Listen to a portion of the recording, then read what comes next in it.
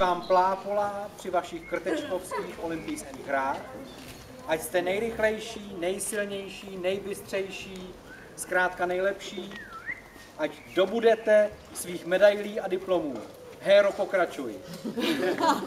A já vysvětlím tu prozaičtější část, jak už to tak chodí na světě. Tak to není Takže, milé děti, nachystali jsme pro vás olympijské disciplíny.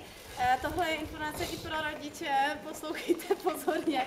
Tady venku jsou disciplíny, já vám je teď popíšu, kde je najdete a pak vám řeknu, co budete dělat s těma knížečkama, ano, a to bude všechno. Já vím, kde jsou disciplíny. Výborně, Lukášku, tak to mě těší. Tady v rohu máte disciplínu badminton, jak si ji zapíšete do deníčku, je tam popsáno, ano.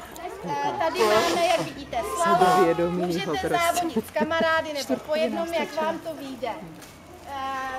Tady kousek dál u těch recyklačních odpadových košů se nachází skok do dálky. Kdo umí skákat nejdál, tak to se potom ukáže, jak daleko doskočíte.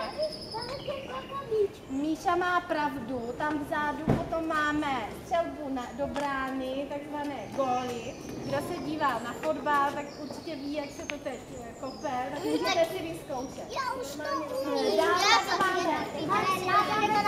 Děti, poslouchejte mě, ať víte, co máte dělat. Tam je u těch dvou stromů, kluci a Jáchyme, ať víš, co máš dál. Viktore, Hera se na tebe podívá pohledem. Zeus se na tebe podívá. Hromy blesky sešla. Tamhle u těch dvou stromů máme ještě hod frisbee do dálky a skok přes švihadlo. To asi neumí všichni, tak se toho nebojte, případně tu disciplínu můžete vyzkoušet anebo vynechat, ano? Teď v tělocvičně se nám chystají další disciplíny a to najdete stejným způsobem označené, vždycky je nápis na té A4, co se má dělat, je to velice jednoduché. Pokud není napsáno, jak zapsat tu disciplínu nebo vyhodnotit do deníčku, stačí, že ji splníte, ano?